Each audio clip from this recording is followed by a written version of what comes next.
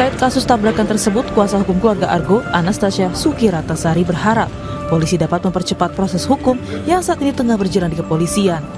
Dirinya juga meminta agar polisi transparan terhadap kasus tabrakan maut yang menelan mahasiswa UGM. Keluarga memastikan sudah mengikhlaskan kepergian Argo dan mengapresiasi permintaan maaf dari pihak pelaku.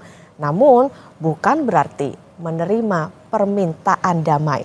Keluarga menyerahkan sepenuhnya proses hukum kepada Polres Sleman dan berterima kasih kepada sejumlah pihak yang membantu mengawal kasus ini.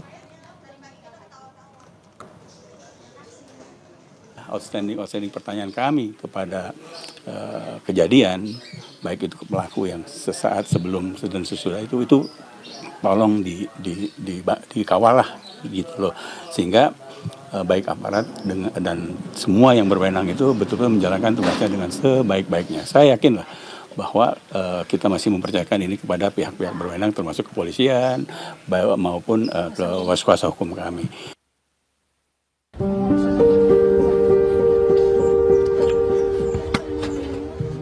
Suasana duka masih menyelimuti keluarga Argo Eriko Afandi, mahasiswa Fakultas Hukum Universitas Gadjah Mada yang tewas ditabrak. Karangan bunga memenuhi rumah keluarga di kawasan Depok, Jawa Barat. Ibu Argo, Melina, mengungkapkan putra sulungnya merupakan anak yang memiliki semangat dan daya juang tinggi untuk masa depannya.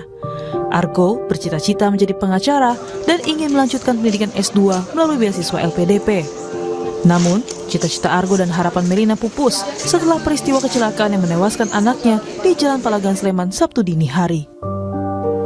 Ya, corporate lawyer, memang anak ini dari kecil sudah bakat membacanya sudah kuat dan penghafalan pun kuat. Setelah ini dia akan mempunyai cita-cita mau S2 di luar negeri melalui LPDP. Sudah dia siapkan dari sekarang, walaupun itu masih 3 tahun ke depan. Itulah luar biasanya Argo. Dia mempunyai tujuan atau semangat yang sangat tinggi, terutama untuk masa depan dia nanti. Dan tujuannya hanya satu, membahagiakan ibunya.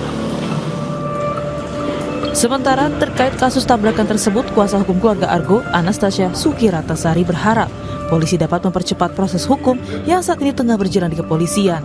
Dirinya juga meminta agar polisi transparan terhadap kasus tabrakan maut yang menelan mahasiswa UGM. Kuasa hukum juga meminta agar kasus penggantian plat mobil turut diusut dengan terang benderang. Kan ada perkembangan-perkembangan baru ya terkait dengan kasus ini gitu ya. Harapannya bisa lebih dipercepat gitu karena memang dari keluarga sendiri melihat ada beberapa hal gitu ya yang memang harus dibuka gitu ya.